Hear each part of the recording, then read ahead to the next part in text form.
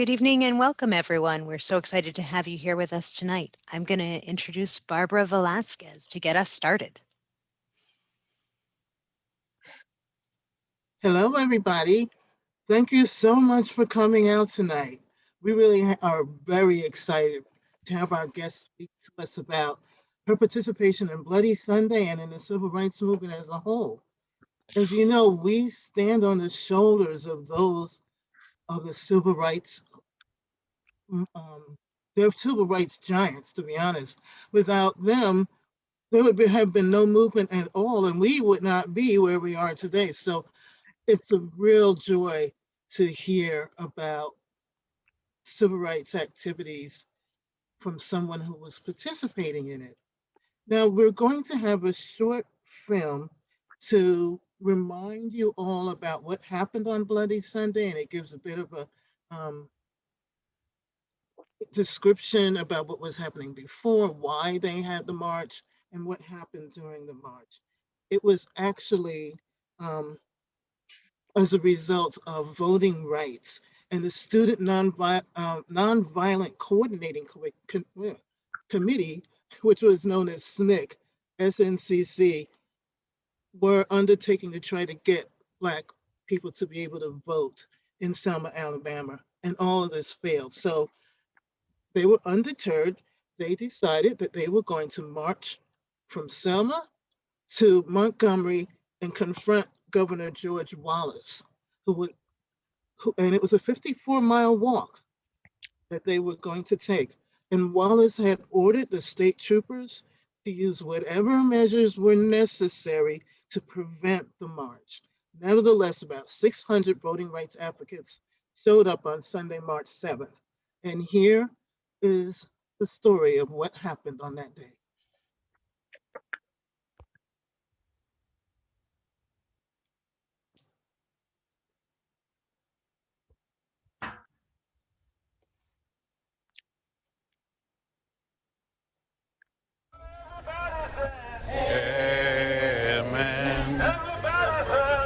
How old were you in 1965? In 1965, I was 21 years old, had all of my hair, and I was a few pounds lighter. and we were walking in twos. Right.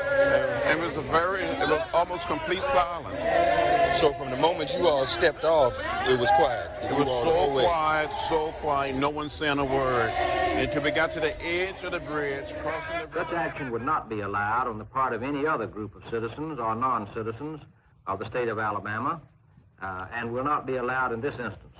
The government must proceed in an orderly manner, and lawful and law-abiding citizens must transact their business with the government in such a manner. There will be no march between Selma, Alabama, and Montgomery, and I have so instructed the Department of Public Safety. Despite the governor's ban, 600 people gathered at Brown Chapel AME Church on Sunday, March 7th, to begin the march to Montgomery. Dr. King was preaching in Atlanta. Hosea Williams and John Lewis led the march. Lewis chose to march even though his organization, the Student Nonviolent Coordinating Committee, opposed SCLC's strategy and decided not to take part. So when we got on to the street that lead across the bridge, right on the corner. Waiting on the other side were Alabama state troopers, under orders from Governor Wallace to stop the marchers. Some of them had on coveralls and jeans, and they was giving us the finger and that type of thing. But for the most part, pretty quiet. Okay. And then we got to the top of the bridge. Down below, we saw the sea of blue. Park's posse was on the sideline. Blue uniform. And behind the state troopers was the sheriff posse on horseback. And we continued to walk. No one saying a word. And we came within hearing distance of the state troopers. And this major identified himself and said, "I'm Major John Cloud of the Alabama State Troopers. This is an unlawful march and will not be allowed to continue. I give you 3 minutes to disperse and return to your church." And Jose said, "Major, give us a moment to pray. And before we can pass word back for people to kneel and pray," he said, "Troopers, advance." And you saw these men putting on their gas masks. and they came toward us, beating up in nightsticks, bullwhips, trampling us with horses, and releasing the tear gas. I was hit in the head by a state trooper with a nightstick. And, In the film, it looked like when they hit you first, it was like dominoes. right. And people just start trampling over each other. The last thing I remember, I was just out on the ground, and I thought I was going to die. I thought I saw death. And I thought it was the Lions protest. And 41 years later, I don't recall how I made it back across the bridge, back through these streets, back to the church.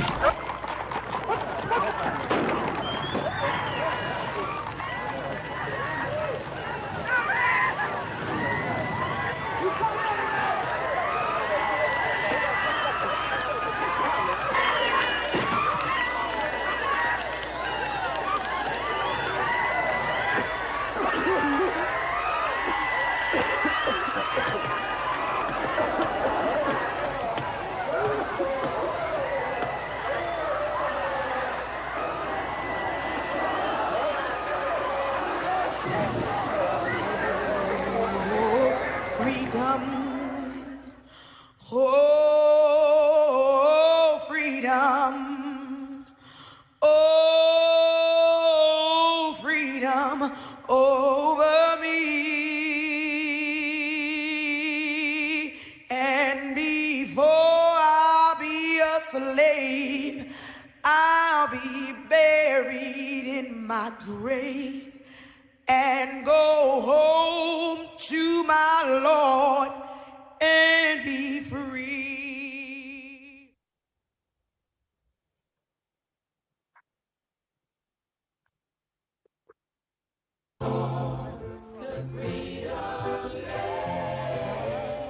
– 54 miles and 5 days marching. They were now 25,000 strong.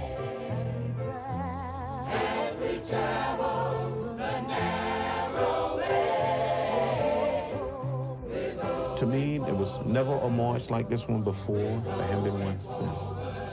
It was a sense of community moving there. And as you walk, you saw people coming, waving, bringing you food or bringing you something to drink. You saw the power of the most powerful country on the face of the earth. In the euphoria of the moment, no one could know the traditional civil rights movement would never again be the same. The fragile coalition that had shaped the movement for so long was coming to an end. It was a great moment to go back to Montgomery because, you see, for us, it was returning to Montgomery after 10 years. And I kept thinking about 10 years earlier, how we were visibly just blacks. And when you looked at that march, you had Catholic priests and nuns, and you had other clergy, and you had a lot of white people. It was really a beautiful thing to pass Dexter Avenue and go toward the Capitol, marching together and listening to Martin's speech. We must come to see that the end we seek is a society at peace with itself, a society that can live with its conscience. And that will be a day not of the white man, not of the black man. That will be the day of man as man. However difficult the moment, however frustrating the hour, it will not be long, because truth crushed earth will rise again. How long? Not long. Because no lie can live forever. How long? Not long. Because the arc of the moral universe is long, but it bends toward justice. How long? Not long. Because mine eyes have seen the glory of the coming of the Lord. He's trampling out the village where the grapes of wrath were stored. He's loosed the fateful lightning of his terrible swift sword. His truth is marching on. Glory, hallelujah. Glory, hallelujah. Glory, hallelujah. Glory, hallelujah. His truth is marching on.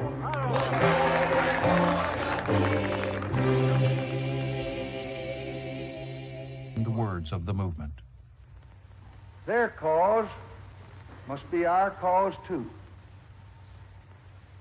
Because it's not just Negroes, but really it's all of us who must overcome the crippling legacy of bigotry and injustice. And we shall overcome.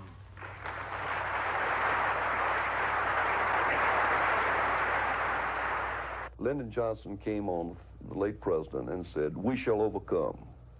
And it's just like, you'd stuck a dagger in your heart or something like that. I mean, you know, what's this guy doing? And, you know, you had respect for your country. The South's very patriotic, but it just destroyed everything you'd been allegedly fighting for. We were all sitting around together, and Martin was sitting in a chair looking toward the TV set. And when LBJ said, "And we shall overcome," we all cheered, and I looked over toward Martin, and Martin was very quietly sitting in the chair, and a tear ran down his cheek. It was a victory like none other. It was an affirmation of the movement.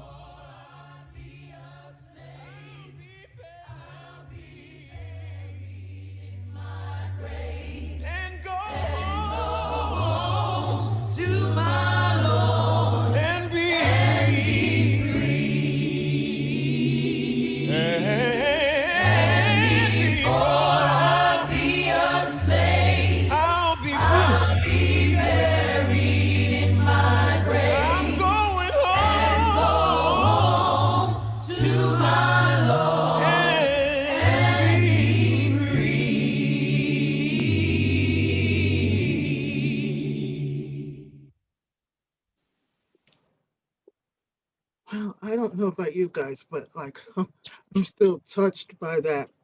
It just really touches my heart. Okay, so this is something I didn't really know. Well, Bloody Sunday, I knew Bloody Sunday was a pivotal point in the civil rights movement. However, that night, ABC was showing Judgment at Nuremberg, which was about Nazi war crimes and bigotry and things of that nature. And around 9 o'clock, 9:30 actually, a newscaster, Frank Reynolds, with excellent timing, interrupted the network's broadcast and showed what happened on Bloody Sunday. It had a large audience because people were really interested in watching that movie. And they showed this, interrupting the movie and showing this. And it was, I mean, people responded since there were so many of them watching it, 50 million Americans. And they were outraged about what had happened. And then this really started the effort that some people decided to go down to Selma to march. Other people were really looking for change. So it was a really, really important part in American history, to be honest. Black History Month isn't just 1 month. Right? I've taken to start writing Black history and put month in parentheses. But this was an important time in the civil rights movement. Now, before I turn this over, I just want to tell everybody that this production is brought to you by the SOMA Action Racial Justice Committee, the South Orange Maplewood Community Coalition on Race, and the Social Justice Organization, SOMA Justice, I'm sorry. All three of these groups are connected in many ways. We often come together like this to present different programs, and our goals pretty much, I would say, would be racial justice, whether on the local level, where SOMA Justice works, on the medium local level, where the Coalition on Race works, and on the medium large level, where the SOMA Action Racial Justice Committee works. So I want to thank our two other colleagues in joining us to make this possible for you. Now, I'd like to introduce Allison Oxman, who was extremely important in organizing this event, and she interacted with Joanne Bland's staff to organize this, and she did a wonderful job. So let's give her a hand if you will. If you can see us, give me your hand. Thank you. Okay, Allison. Tegan, oh. Sure. Before Allison gets started, I just want to let everyone know that we are recording this evening, and by participating, you do give us your permission to record you. And now I'll turn it over to Allison. Thank you. Thank you so much. It is my absolute pleasure to introduce Ms. Joanne Bland. During Ms. Bland's lifetime, she has been a witness and participant in some of our nation's most consequential civil rights battles. She began her civil rights activism in the early 60s. The Student Nonviolent Coordinating Committee, also known as SNCC, activists organized Bland and other area children and teenagers to participate in the civil rights movement. In the front lines of the struggle, the young Bland marched on Bloody Sunday and Turnaround Tuesday, and the first leg of the successful march from Selma to Montgomery, witnessing brutal beatings of fellow marchers by police. By the time she was 11 years old, Ms. Bland had been arrested 13 times. Ms. Bland's early involvement in the struggle against Jim Crow, American apartheid, has been the foundation for her civil and human rights work throughout her life. A much sought after speaker with a compelling personal story of civil rights activism, Ms. Bland has presented at conferences and workshops from the Smithsonian in Washington, D.C. to over 20 states and of course throughout Alabama. Currently, Ms. Bland is the owner and operator of Journeys for the Soul, a touring agency that specializes in educational tours on civil rights with a major focus on Selma, Alabama. And without further ado, ladies and gentlemen, Ms. Joanne Bland.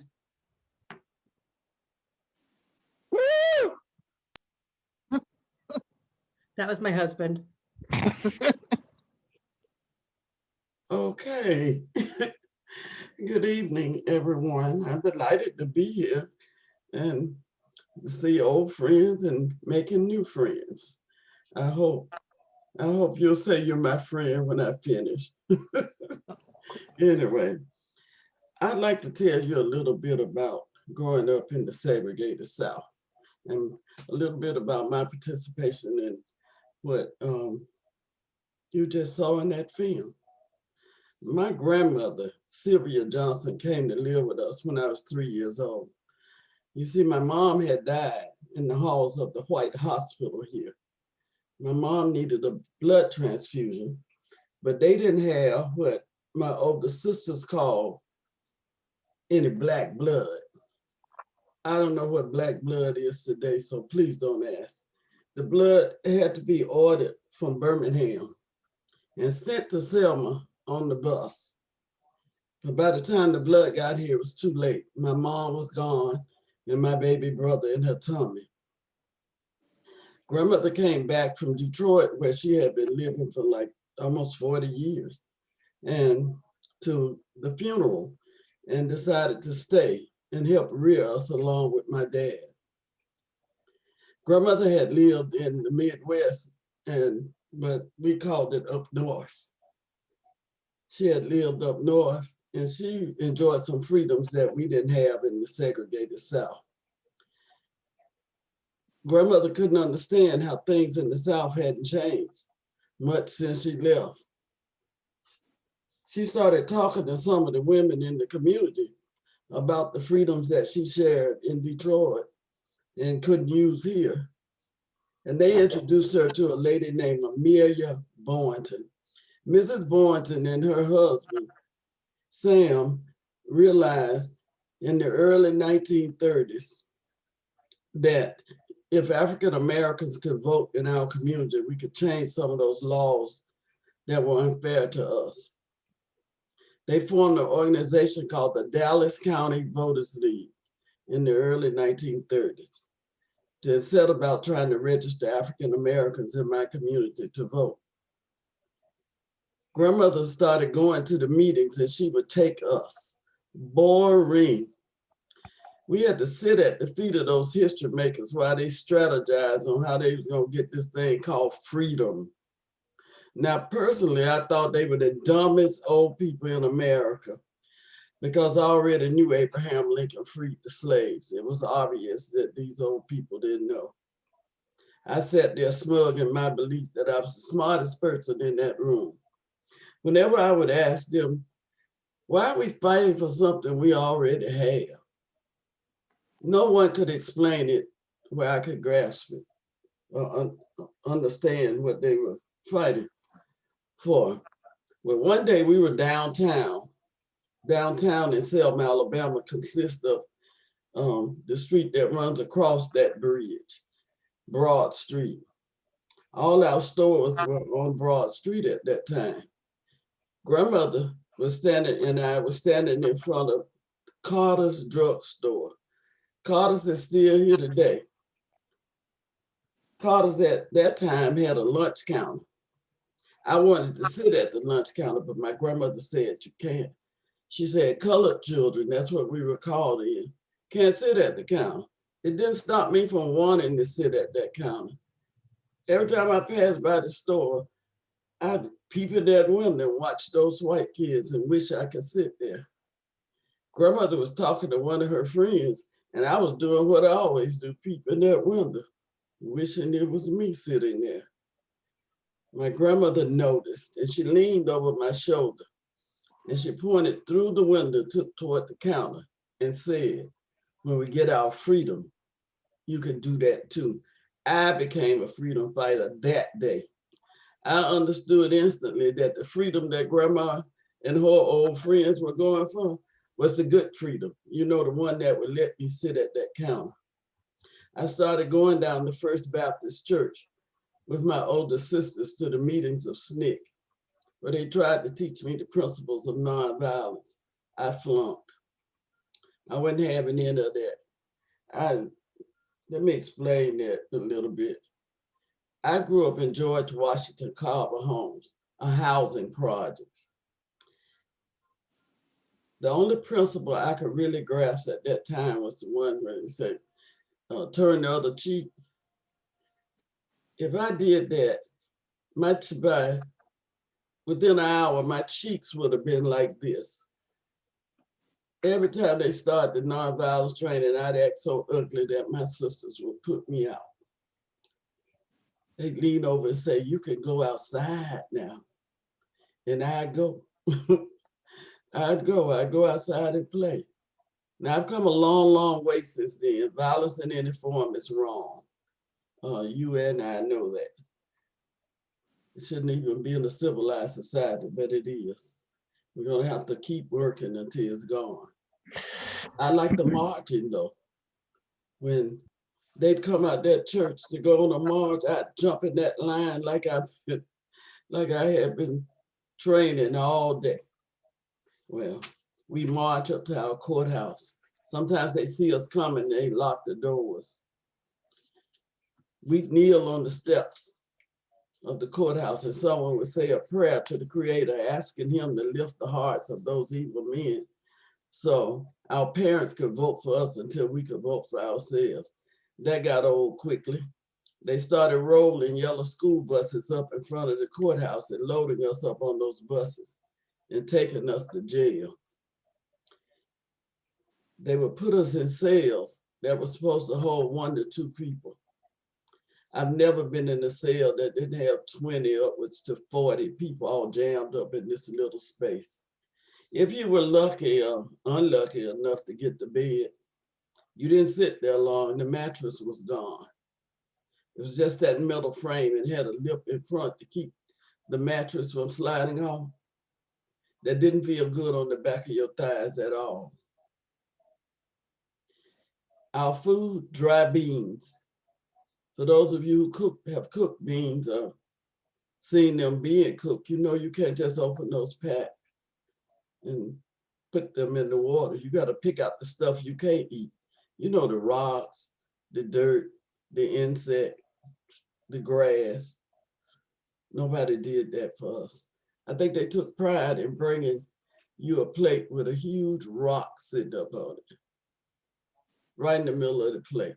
Those things were done to break our spirits, but we were as low as we could go. They let us out. We'd eat a good meal, take a long shower, and be right back up in their faces, oftentimes going back to jail the same day. By the time I was 11, I had been in jail 13 documented times. And I was not the youngest. No matter how old you were, if you were there, you were arrested. In December of 1964, the Dallas County Voters League, under the leadership of Frederick Douglass Reese, wrote a letter to a man named Dr. Martin Luther King, inviting him to Selma to speak at a program on January the 1st. Dr. King accepted that invitation because he already knew of the work that the Dallas County Voters League had been doing toward voter registration for the past 33 odd years. He already knew of the work that SNCC had been doing in Selma toward voter registration. He came and he chose Selma, my hometown, to be the headquarters for the battle for voting rights for all citizens in these United States. Things really heated up then. Dr. King brought in his lieutenants and he stationed them in counties all around us. So voter registration marches were not only happening in Selma, Dallas County, but all the counties around us. He sent Reverend James Orange to Perry County. Perry County is a small rural county approximately 30 miles west of us. In Perry County, Reverend Orange managed to organize students. Marion is the county seat of Perry County. They marched on their courthouse one day and were arrested, all of them, including Reverend Orange. Reverend Orange himself told me about 3 o'clock that day, a state trooper came into the area where he was housed with a rope. On the end of that rope was tied a noose.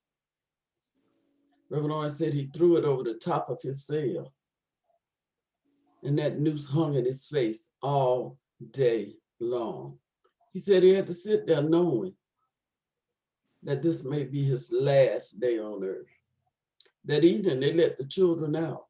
They kept Reverend Orange. There was a mass meeting being held at a church approximately 2 blocks from the jail. The children ran into the church and disrupted this meeting. They said, you have to do something. You have to do something now. They're gonna kill him. The people in the church decided to walk down to the jail and walk around it all night long in hopes that their mere presence would save this man's life. When they left the church, they were attacked and brutally beaten by law enforcement officers. A young man named Jimmy Lee Jackson emerged from the church just in time to see a state trooper beating his grandfather, his 82-year-old grandfather. Jimmy pleaded with this trooper not to beat his grandfather.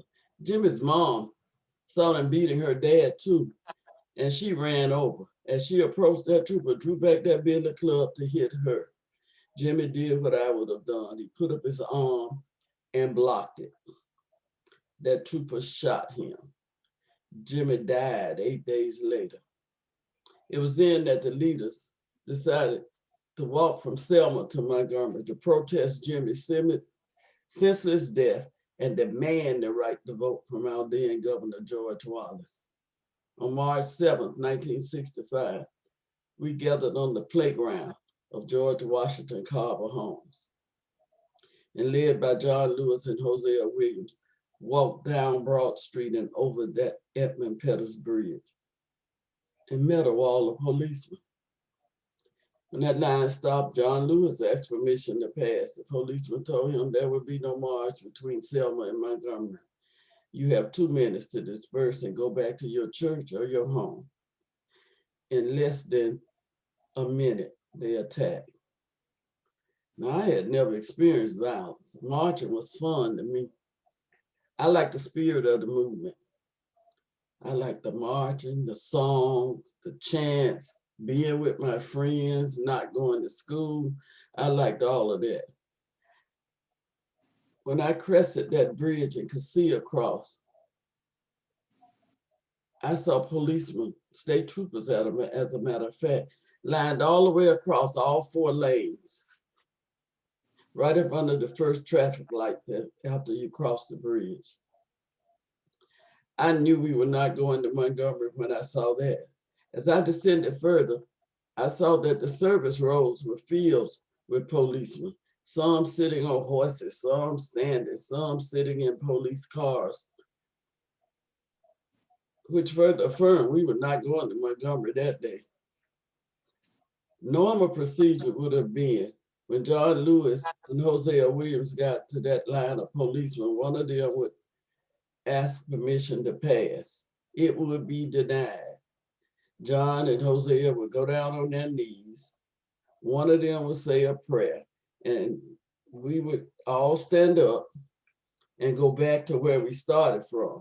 We'd either plan a new strategy or just regroup and come right back. I'm standing there waiting for the front to go down. And then suddenly I heard what I thought were gunshots. I thought they were killing the people down front. Before we could turn to run, it was too late. They came in from both sides, the front and the back, and there was just nowhere to go. And they were just beating people, old, young, black, white, male, female, it didn't matter. They were just beating people. People lay everywhere, not moving, bleeding, and you couldn't stop to help them or you'd be beaten too. If you could outrun those men on on foot, you couldn't outrun the horses. The horses were afraid. They were rearing and kicking, people were being trampled, bones were being broken.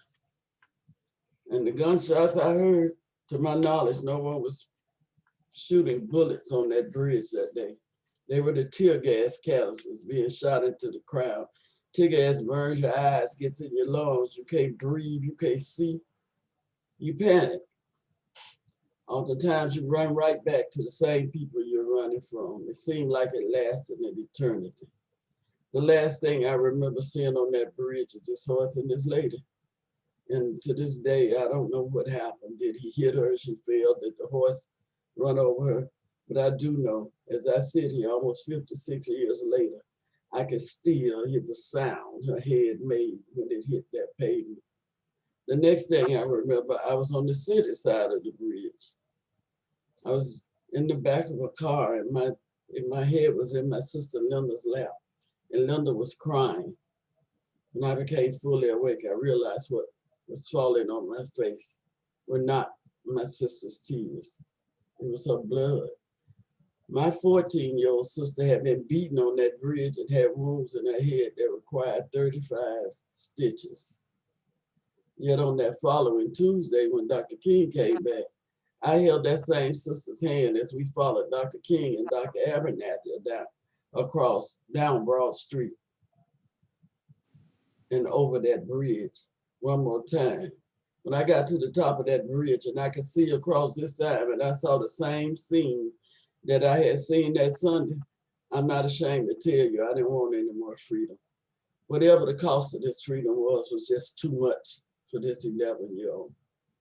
I tried to go back, but my sisters wouldn't let me. They held my hand and they kept talking and talking, trying to coax me across. I remember finally one of them saying, "Come on, they're not gonna beat Dr. King." I went, but I was scared. This time, Dr. King asked permission to pass. Policemen told him the same thing, but this time the front went down. Dr. Abernathy said a prayer, and after prayer, he and Dr. King stood up and led us back to Brown Chapel AME Church, where Dr. King held a mass meeting. At that mass meeting, he told us he had applied for a court order that would give us the legal right to walk from Selma to Montgomery if we so wanted to. But more importantly, be protected. That order was signed by a judge in Montgomery named Frank Johnson on March 17th. And on March 21st, we left Brown Chapel one more time, walked over that Edmund Pettus Bridge, and those same policemen who beat us up on the 7th had to protect the marchers all the way from Selma to Montgomery, 54 miles. There are no motels between Selma and Montgomery today. There were none then. People slept on the ground. Everything had to be brought to them. And do you know, 6 months later, after the arrival in Montgomery, the Voting Rights Act was signed, and it removed those obstacles that prevented us from voting. In Dallas County, which Selma is the county seat, we went from approximately 250 out of a possible 15,000 eligible Black voters to 9,600. And it still took us 36 years to get rid of the same mayor that was on the bridge in 1965. Go figure. That voting thing must be awfully important. Must be important. If it wasn't important, why would people always try to take it away from you? You better use it before you lose it. Now I'll take questions if it's okay. Ms. Bland, thank you so much. And I have a couple of things that have come into the chat. I'd like to invite our audience here to put your questions into the chat. You can put them into the main chat, or you can send them directly to me, taken color, and I'll take them in turn. But I'd like to start with one of the ones that has already come through. Based on what you've shared with us, how did it feel to watch that video of Bloody Sunday? You know, it's funny. That's the first time I've actually watched it. I can't even remember how long. It just, sometimes it brings back everything. And I just stopped watching it, you know, when people would come on. But it's not a good feeling. And it also reminds us that we're not as far as we thought we would be.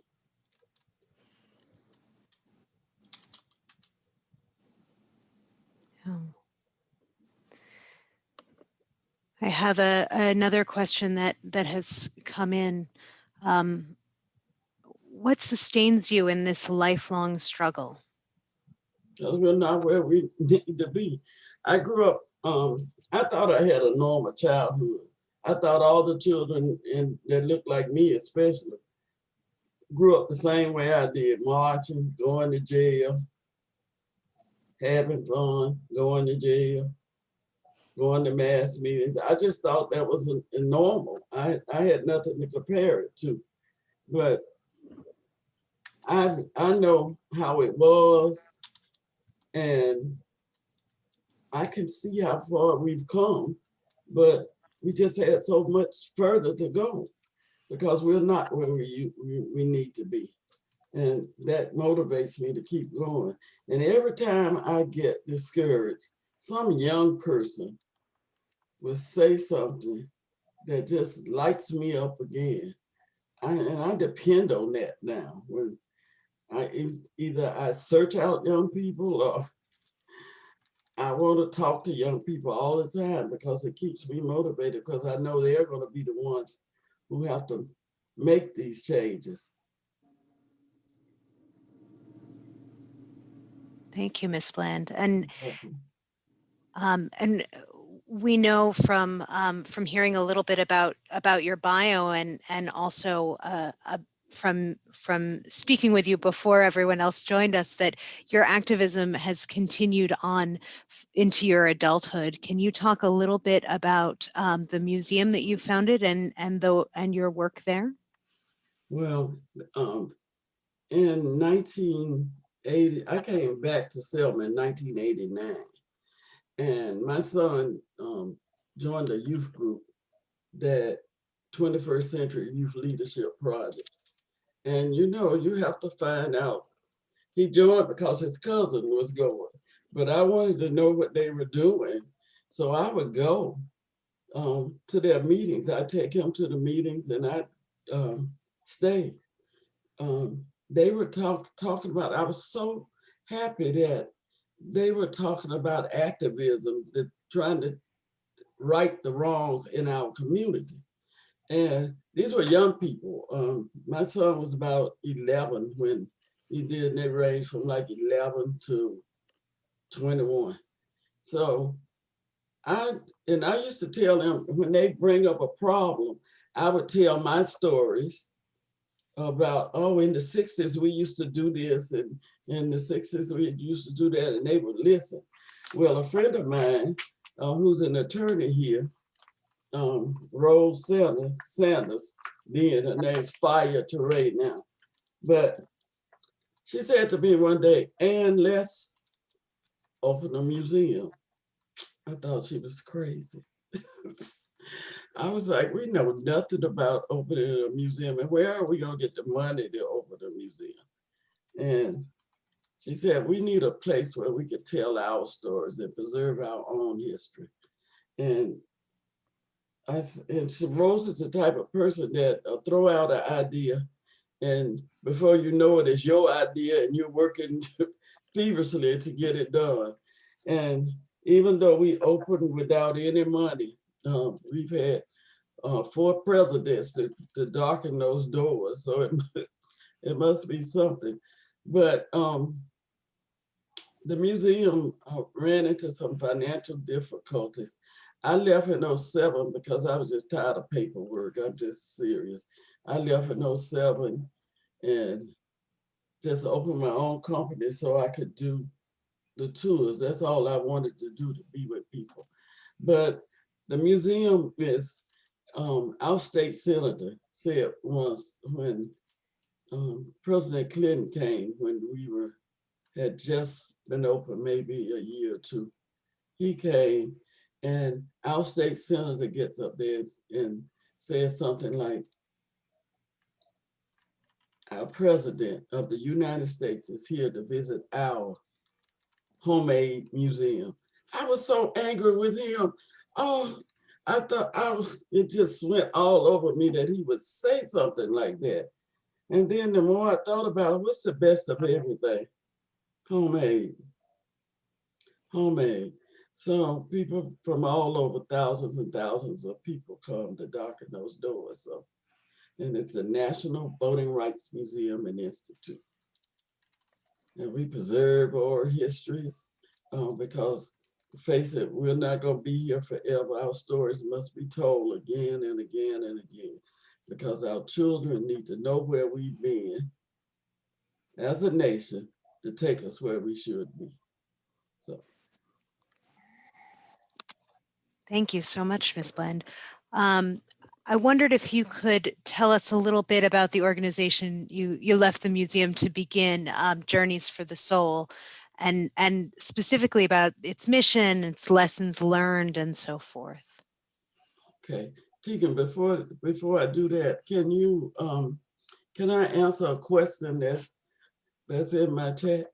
Yes, please. Okay, it says, how old were you when you finally were able to sit at the restaurant? But I'm pretty sure Kim means the counter. Mm-hmm. Never. There was a bunch of high school guys, about 6 of them, decided that they would integrate that counter. And the owner, Dr. Carter, called the sheriff, Jim Clark, who was our bull clown, okay? And they came in and started beating on the guys, and they fought back. I guess they flunked nonviolence too. They fought back and tore up this store. I mean, just tore it up. So when he put the store back together, he didn't put the counter in. My dad told me he saw the writing on the wall that he would have to let me sit there. And he just was adamant that I wouldn't, so he didn't put it back. Okay, and I also like to say hello to Mrs. Boynton's nephew, Stephen's nephew. Okay, hi. My project now is to preserve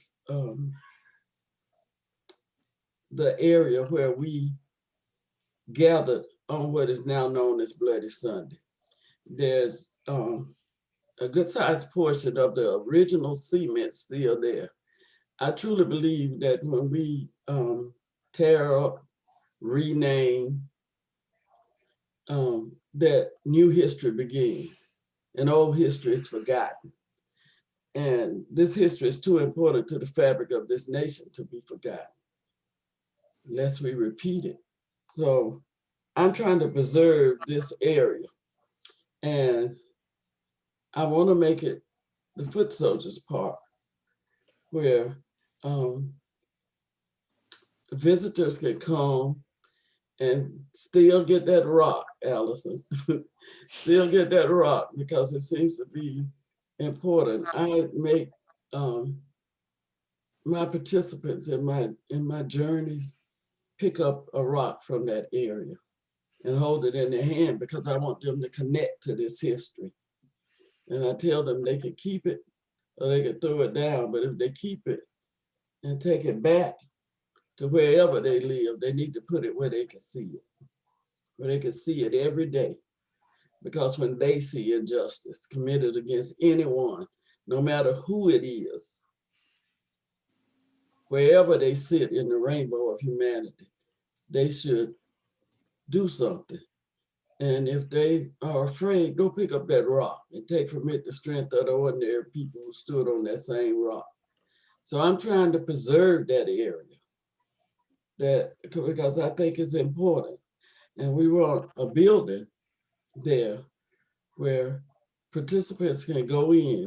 It'll probably be a mini museum where they could go in, hear my story, hear others' foot soldiers' stories. And I want to name that after my friend, John Lewis, who went through so much and did so much, not only for people of color, but this nation, because I want something named after him. I just don't want the Edmund Pettus Bridge named after him, because he told us he didn't want it. I don't know why people are still pursuing it. But my chat filled up. You can also go to, is it .org, Tegan, or is it footsoldierspark.org? I have it in the chat, and Okay. that's the link that takes people directly to the work that you're doing now. footsoldierspark.org. Right. And we also have my company, Journeys for the Soul. I pride myself in not taking people on tours. Tours are boring. I take them on a journey where they can immerse themselves in this history, where they can feel it, where they can continue to fight for what is right, to make this world a better place for everybody. Because as long as I'm not happy, you're never going to be happy. You may think so, but you're never going to be happy. We have to do this together. And first, we do that by recognizing there is a problem. And I think the past few years has opened a lot of eyes to do that. But our children need to know, and we need to tell it to them plainly, not sugarcoat it, because, well, I found out over the years, young people know when you're lying anyway. I don't know why we even try to go through those changes. Just tell it like it is. They understand. They understand a lot more than I think we did when we were younger. But they have to know. They have to know the good and the bad, not just the bad, the good and the bad. You can't let a child come to the museum and see all that bad and let them leave thinking, oh, if the Black children come in, oh, white people are terrible. And white children leaving saying, oh, I'm so ashamed. No, you just gotta make sure it doesn't happen again. You gotta be on the battlefield to make sure that by the time your children get here, we're in a better world. One of my friends said in a video, said that it's everybody's responsibility to make sure that the world is in a better place than they found it by the time they leave it. And I believe in that. I believe so. My chat is so full over here. Why don't I give you a moment to look through and see if there is anything that you would like to call out there. I do have a couple of more questions that have come in over here as well, but I want to make sure that you get to see all of the comments and questions that are coming to you there. Oh, and hi everybody that met me in Selma. I see a lot of you are here. We see a lot of people saying, "I still have my rock," Yeah. Miss Bland. Yeah.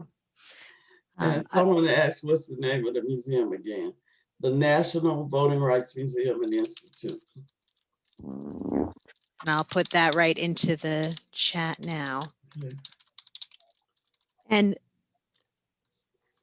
Ms. Bland, we have another comment from someone about the museum. I've been to the museum. It is a very powerful experience. I highly recommend a visit to Selma. There's so much to see and so much to honor there. Thank you, Barbara. I agree. You said you have some more questions? I do. You were talking about you started to talk a little bit about how you see the responsibility of generations moving forward. We have a question from a 17-year-old named Leah who would like to know what advice you would give to Black kids today. Oh, that's a twist on, I get that question every time. It's usually not just reserved for Black kids, but I think I said it. When you see injustice, you realize you know what's wrong. You live this life every day. You know the things that are wrong. One thing we need to do is organize. I was so proud of Black Lives Matter. I didn't know what to do because young people had come out and just as we did in the 60s. In the 60s, this movement was fought primarily by women and children. Here we are again. Our children are out there struggling, trying to make it right. And they did it by organizing. Now the media villainized them, but they didn't stop. They're still going. You have to keep fighting until there's nothing to fight about. You got to call attention to this. Just as the death of George Floyd did, it woke up America. It touched the moral compass of America. We don't want to have to die for people to understand that we are not just crying out foul for nothing. It's real. It's real for us every day, and people of color in the United States. So, and I don't know any ethnic group in this world that has not been discriminated against. But if you notice that the ones that are closer to being white, they get by. We don't. There's nothing I can do about this. I'm Black through and through. So you gotta organize, you gotta talk about these things. And you gotta organize and look, you're not going anywhere just thinking Black people are gonna do it by themselves. Because you're gonna get a fight. I tell all the young people that you need to have a rainbow at the table. And then you have to put all the issues on the table and take them off one by working together. And I know there are a lot of things that's uniquely ours, but they don't understand either. If they can't walk in your shoes, you're gonna have to find a way to form coalitions so that we can get rid of this stuff once and for all. And it's clearly not just a Black and white issue anymore. It's a human issue. We should be fighting for human rights now, okay?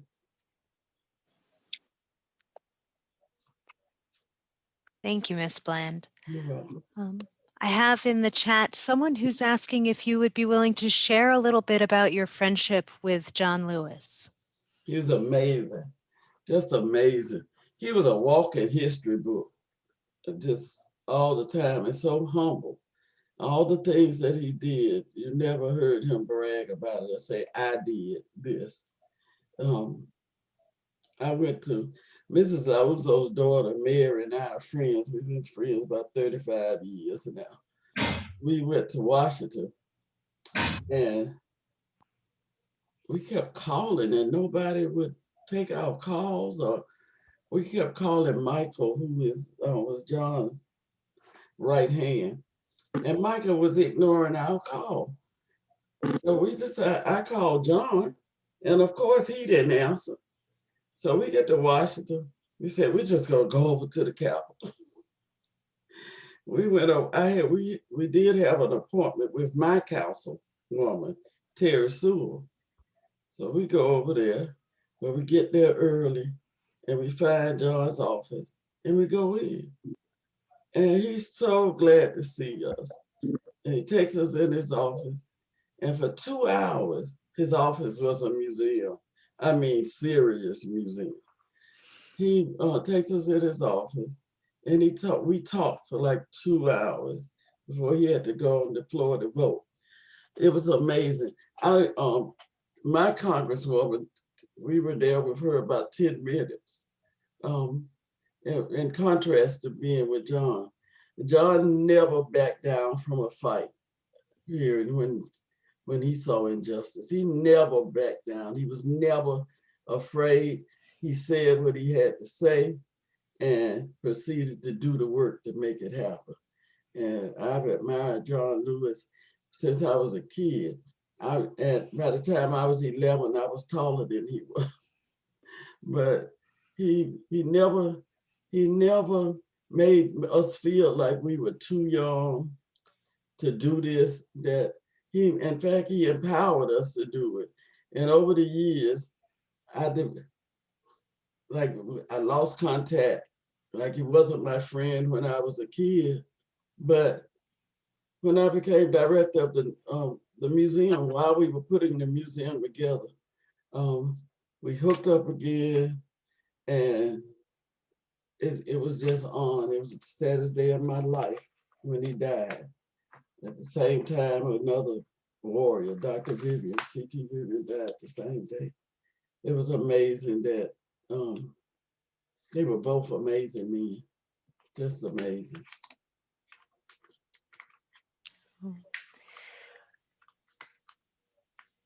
We've got a hand raised in our audience, so I'm going to go ahead and call on Bert Morris.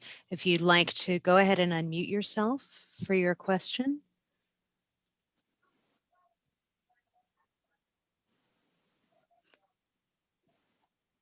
And Mr. Morris, if you just unmute yourself by clicking on the... I think I did now. Thank you very much. I'm Ms. Bland. Thank you very much. I wondered, did you know the Reverend Gil Caldwell? And Gil was another one who unfortunately passed on in the past year too. And I got a chance to know Gil over the last 20 years, things within the United Methodist Church, also church within a church movement. And I know how valuable and just a great human being he was. I didn't know him. In fact, I haven't heard of him, but there's so many people out there. Right. You know, tens of thousands came to Selma, all religions, all. If you look at that front line, the successful march, you see Rabbi Heschel, you see other ministers with collars, priests, walking. So I know there were a lot there, but at 11 years old, I was hardly up there to know them. But I'd love to know more about him. Thank you very much, Ms. Bland. And Gil, which one helped, like say, with the movie from Selma to Stonewall.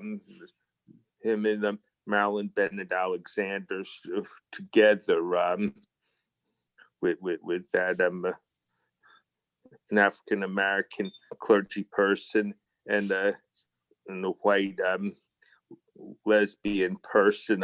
Together they collaborated, really did a great job on it. I'm not sure if Gil was actually there in Selma, but just he's so integral to the whole, like, say, civil rights and human rights movements. That's all I got to say.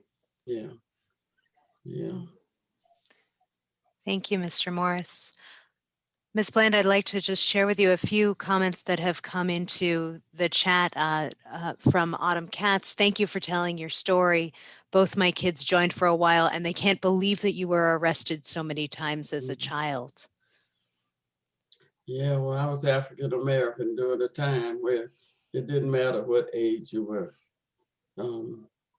They just grabbed everybody. Yeah. But the first time I was arrested, I was 8. I counted as an arrest. My grandmother and about 30 other women and children were marched to the courthouse. The courthouse was only open for African Americans to register to vote like once a month. And they organized and went. And they took us with them. And I remember climbing the steps of the courthouse. And we had a side entrance that we couldn't go in the front door. We went through the side entrance and we was on the steps. And I saw this lady run to the door with a piece of paper. She taped it on the door. When I got up close enough to read it, it said out to lunch. I remember thinking white people sure eat early. Grandmother wouldn't feed us until noon. And it was only like 9. You know, the women didn't move. I didn't understand why they didn't move. They just stood there, I guess, waiting for them to come back from lunch. And I could hear the traffic behind us on the street. I heard the cars, I could hear the cars going by. Then I heard a different sound of an engine. And I looked back, and much to my delight, there were yellow school buses there. And I was excited because, you know, during segregation, Black children didn't ride on school buses. No matter how far our school was, we had to walk and be there on time. Well, when I saw them grabbing the women and putting them on the buses, I asked Grandma, I said, Grandma, can I sit by the window? And she said, sure, baby. We got on the bus and it started to roll. It rolled 2 blocks and stopped in front of the police station, the city jail. I asked Grandma, why did we stop here, Grandmother? And she said, they're gonna arrest us. And I started to cry, and Grandmother said, don't cry, baby, things are gonna get better. And I remember playing in the cell on the floor with babies, toddlers. And I was 8, I probably was the oldest one there. So I counted as an arrest because they put us in the cell with our parents. So I'm in jail too. I was just going to say, one of the questions that's come in is, how did your grandmother deal with you being arrested? But you were there with her. So it sounds like she was, you know. You know, my dad was the one who said, don't send my children down there, meaning don't send us to the church. And Grandma would say, all right. And so as soon as he leave, my dad drove cab so he could just drop me in and out. Well, he'd go out the back door, and Grandma would, as soon as that door was shut, Grandmother would say, go down to that church and get your freedom. So we would go down to the church to get our freedom. We'd go out the front door, okay? But, you know, after Bloody Sunday, he joined too. I guess it's something about your child getting beat up that changes your mind about a lot of things. I wonder, someone is asking, are there particular organizations that are working for voting rights that you're especially excited about now? And especially are there, for us in New Jersey, are there organizations or individual activists with whom you'd encourage us to join forces? Let me tell you, the best organization that, the one I worked with the most was Black Voters Matter. Believe it or not, Latasha Brown is from Selma, and she was in my youth group. And she along with Cliff Albright are the founders of Black Voters Matter. And they did phenomenal work toward voter registration. They went all over, particularly the South, to organize, to register to vote. I had Selma to organize, and it was just wonderful to be part of something again. Young people working hard to try to get this thing done. And you know, Black Voters Matter, along with Stacey Abrams' organization, changed Georgia, and they just censored that Congresswoman. She can't be on any committees. So it's just that's the one I work the hardest with, because they work hard and get results. So that's another thing. People can work hard and don't get results. They keep trying the same old thing and it doesn't work. Don't get stymied into organizations that aren't moving.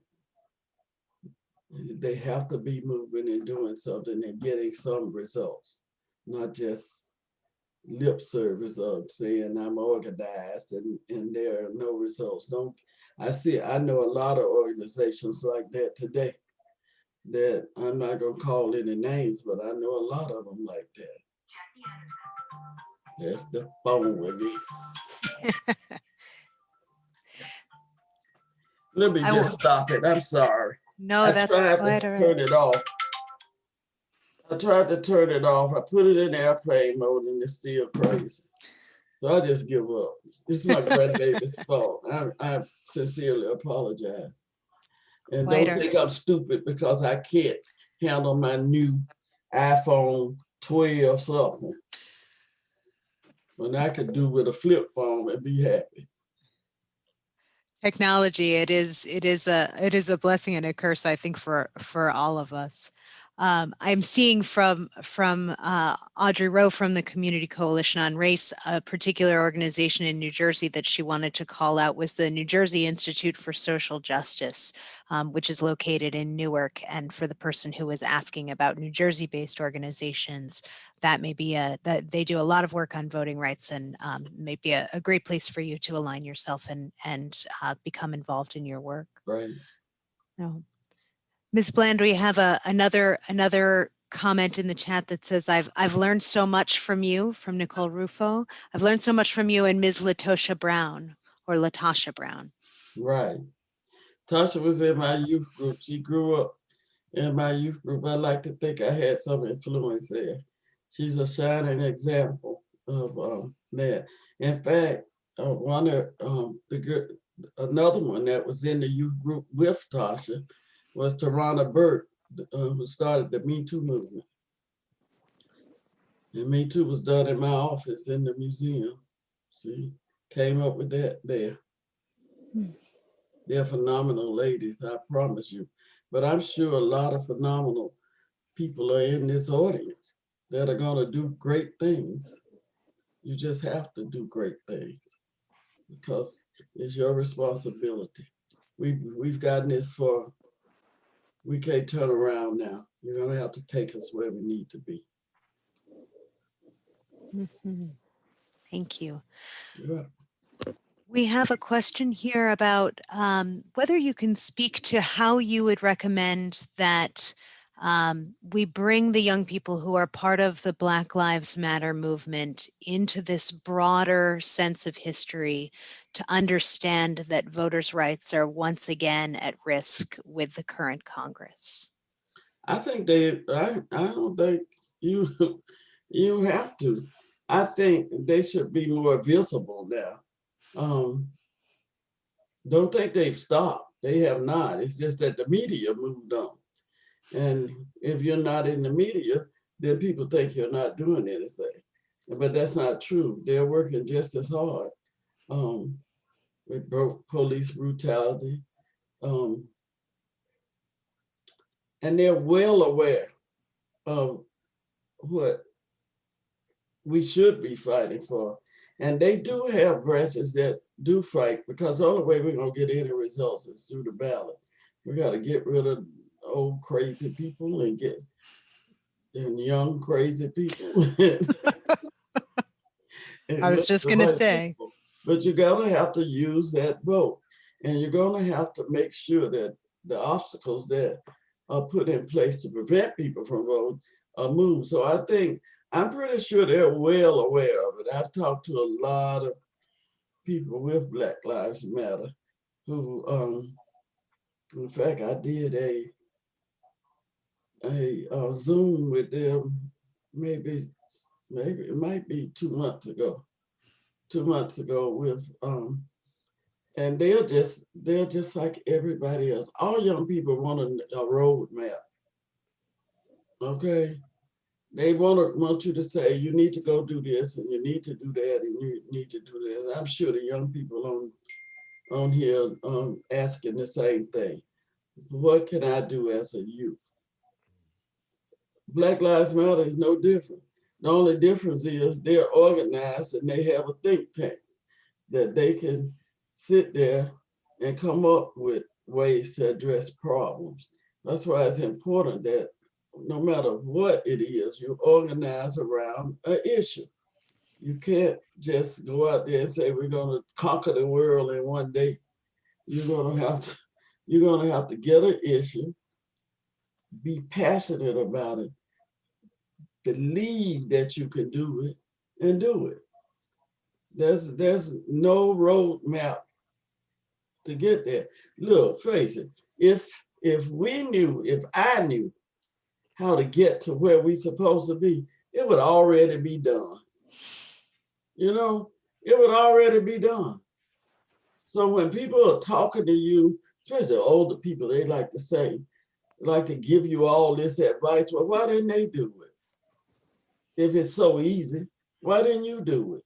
So I don't have that roadmap for you. I do know this. You shouldn't be sitting down doing nothing. Your mouth needs to be moving and your feet moving at the same time.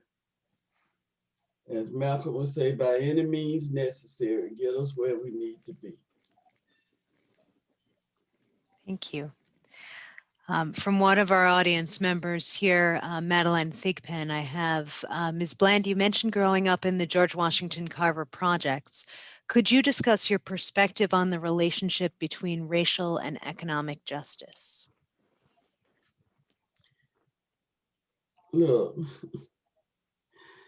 when you're poor, it affects your whole being.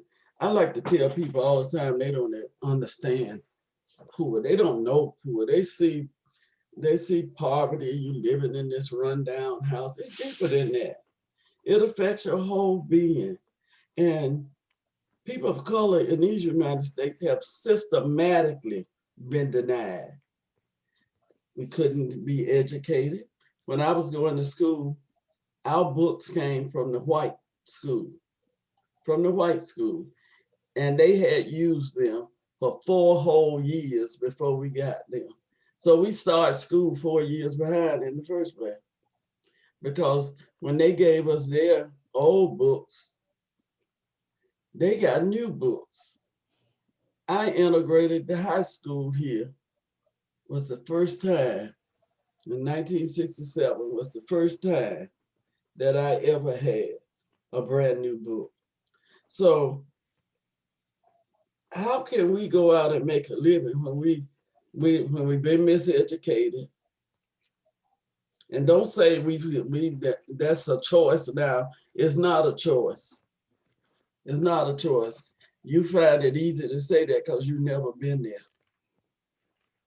It's not a choice. Poor people are at the bottom of the totem pole.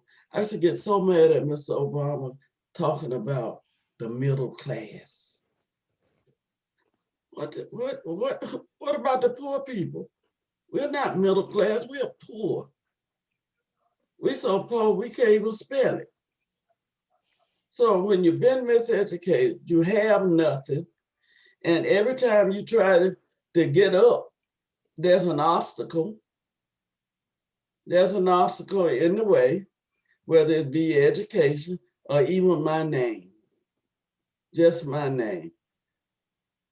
I named my baby Ken Chavis.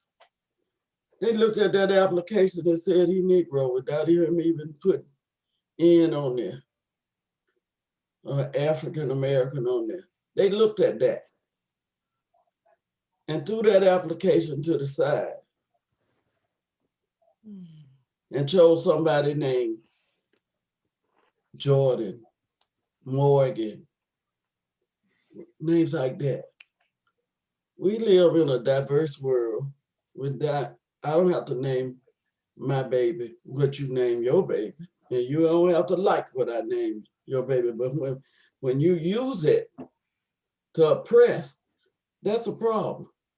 And then you worry about why we loot, why we go and why are they tearing up their neighborhood? We don't own a damn thing in it. We're not tearing up our neighborhood. We're tearing up what you own. I'm not saying it's right, but when Dr. King himself said, rioting is the voice of people unheard.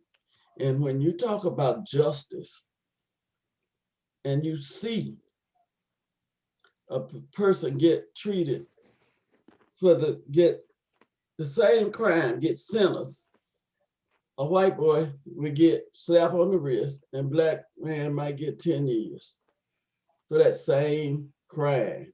And don't tell me I'm making this up because I know. All you gotta do is do a little research. So how can we call that justice?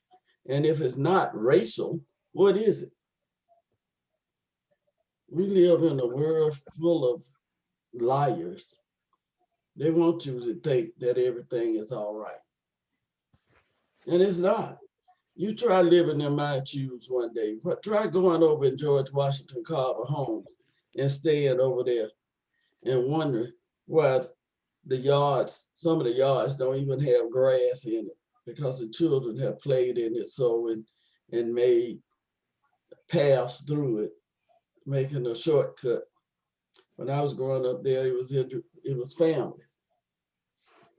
We didn't have all of that. We took pride in where my grandmother used to sweep the street, so you know, but when you're poor, everything is in a whole different stratosphere. You can't feel it. We feel it. We feel it. And it's real. And I know that there are people who have overcome a lot and done wonderful things. And then we will always do wonderful things because we are wonderful people. God didn't make any trash. That rainbow is filled with people, but it is a rainbow. And it's not just white. If you notice the ethnic groups that are closer to white, they don't deal with what we deal with. Not at all. They don't deal with that. That's why I couldn't understand when I was first aware of what we were fighting for and in school learning about the Holocaust. And we have a congregation here that wasn't over there with us helping us. I didn't understand that. And it caused a lot of resentment, but it didn't get me anywhere resenting that. I need to find out, can you help me? Can you help me? And not look at me like I'm not human. I'm human just like you. My skin is just a beautiful brown. Most of y'all white people have to lay out in the sun to get even close to this. So I don't. But I don't understand how the people can see a need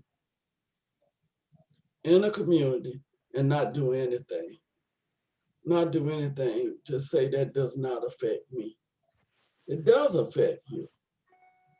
It adds to you coming out the store and being safe when you get in your car, because someone who's oppressed and poor are standing at your car waiting for you to take what you have. So you don't want that. You want it to be stamped out. You know, a friend of mine who's white said she tried to save everybody because she didn't know what her sons was gonna bring home to bear her grandchildren. I used to laugh at that, right? But it's true. You're gonna have to think about what's gonna happen. Suppose my child go to college and comes home with a white girl. Am I supposed to be upset because he's in love with a white girl? That she may possibly bear my grandchildren? Am I gonna hate my grandchildren? Heck no. Heck no. So we're gonna have to learn to utilize the rainbow, help each other. Try, when we come to the table, it should look like the rainbow, not just a few people thinking they know what they're talking about and how to solve it when they never, ever walked in my shoes. And I think that's a lot of what's wrong with the world today. We got people making decisions about stuff they know nothing about, never experienced, just thinking about the way it should be. So we need to change that, and we can change it through the ballot. I'm a strong person on that ballot. You gotta go vote. Thank you, Ms. Bland. We have time for one more question, and we have a question from Stephen Smith, who is the great nephew of Ms. Amelia Boynton. And he says, you mentioned Malcolm X recently. At the meeting where I met you for my Aunt Amelia Boynton, J.L. Chestnut said that Malcolm X helped to convince the jails to release Dr. King and other leaders. Any thoughts on Malcolm X? Oh, he's another one that the media villainized. Had all these white people scared of Malcolm, who was just as humble as could be and wasn't violent at all. But he just believed if you hit me, I should hit you back. And he just believed that. And I did too for a while. I still do though. If you hit me, I'm gonna hit you back. But Mr. Chestnut was talking about Malcolm was speaking at Tuskegee Institute, and they had arrested Dr. King. And Malcolm came over from Tuskegee, which is about 70 miles, it's a good little ride, to see Coretta. And he spoke at First Baptist Church. Now, I really thought, being a kid, that and believing the propaganda, that Malcolm was going to kill all the white people and we live happily ever after. Know that? I just felt like the white people were the problem. We were not, right? But I've since changed too, okay? But and then the old people made us go into church, and he had carloads of men with him, right? Like his bodyguards and stuff. So they made us go into the church. We couldn't hang outside. So I just knew he'd kill all the people while we were in the church, and they didn't want us to see that. And he got up in the pulpit and talked just like Dr. King, the same rhetoric. And when we went outside, there were no dead white people. I was so disappointed that he would come all the way to Selma and not do what he was supposed to do. But Malcolm and Dr. King's philosophies came together. that by the end of Malcolm's life, they were talking the same rhetoric. So, and I shouldn't use the word rhetoric, but they were saying the same thing. They believed in the same thing. They just believed it was a different way to go about it. Dr. King believed in nonviolence, and Malcolm did too. But he also felt that if he was attacked, he had the right to defend himself. And I think all men have that right. All people have that right. So he's one of my heroes. Thank you. One last question. Any suggestion for how to encourage more Black voters to vote? Well, we did pretty good this last election. Ooh, and we know why. I don't know. You know, when you use the ballot to better your life, and then you wake up, you give them a chance to make it better, and it doesn't get better, you get disillusioned. You feel like, what's the use of me voting when nothing changes? They all lie and say they're gonna do this and they don't do anything. But you can't just let people talk that. You know, some people, you're not gonna change their minds. But we had a voter registration drive here at my house. And we registered 26 people who had never voted. Some of them were in there. I think the oldest one was 50, like 50, in his 50s, had never voted. And I had to sit there like I wasn't shocked. You know, I had to sit there and write and not look at him because I was really shocked that someone that old had never voted, ever. So, but this time they came out.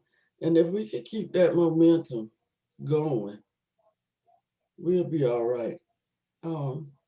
It's it's that 58% of white women that voted for Donald Trump that bothers me. You know, not so much as getting my people out to vote. That scares me. That really does. It scares the heck out of me that 80 million people voted for this man again. So those are the ones I'm worried about. My people gonna come out if there's a crisis. They're gonna come out if they see some change. Our job is to keep their feet to the fire to make sure there's some collective change, not just lip service. So I think that's what I do best, that intimidate folks. The mayor that we had today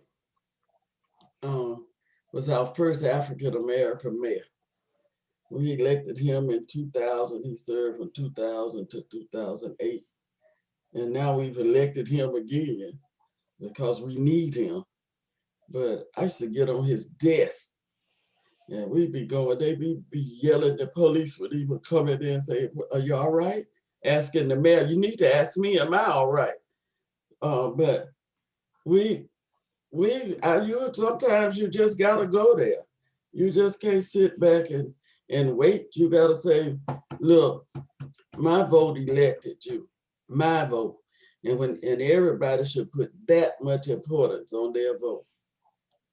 And not be ashamed to go to that candidate and said you were gonna do such and such. And I need you to do it. Or show me that you at least tried to do it. And not just lip service to get my vote, because my vote is a valuable thing. And when everybody in these United States put a value on it, things will change. Ms. Bland, thank you. I hope you're seeing all of the enormous outpouring of gratitude that is happening in the chat, and so many people saying that you've been so inspiring tonight, and I must agree. I'm going to turn things over to Community Coalition on Race Executive Director Nancy Gagne to close us out, and thank you again. Nancy? Great, thank you. Just a few words, and I want to encourage people to hang on for just a few more moments so that you can complete an evaluation of tonight's event. First, I want to thank so much SOMA Action, Racial Justice Committee, and SOMA Justice, who helped make this event happen, and the individuals who worked so hard. Tegan, you were an amazing host. We're honored to work with all of these groups. We're blessed in this community to be able to bring so many groups committed to racial justice, racial equity, and integration. There are, Tegan, I think you were going to share the Black History Month events in SOMA. Both of our towns have a great lineup of events throughout February. And while Barbara mentioned in the beginning, we do concentrate some focus on Black History Month during the month of February, but it's something that we want people to carry all throughout the year. And we hope that what you learn and witness and participate in February is an inspiration for more to go on throughout the year. I also want to mention, because the work of youth came up a number of times tonight, that if you missed the coalition's Dr. Martin Luther King Jr. Observance and you want to hear the voices of youth, check our website, communitycoalitiononrace.org, and you will hear some amazing thoughts and ideas about what needs to be done from our youth. I want to mention also, we've got an upcoming event for the Community Coalition on Race at the end of February about vaccine hesitancy. It will be part of a coffeehouse discussion. And finally, my deep gratitude to Ms. Bland for sharing your story and this important history with us. We're just so honored to have you with us and to take us on this journey. And I think we're going to get a link for the evaluations. Perfect. Please do the evaluation so that we know how to improve things. And thank you so much for joining us tonight.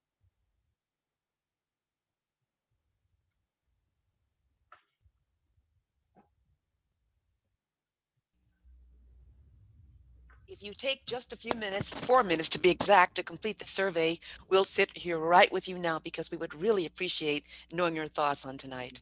You can click right in your chat. Thank you so much.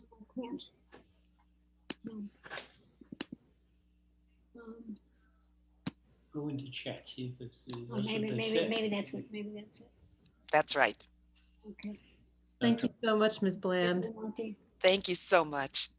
Thank you. Thank you.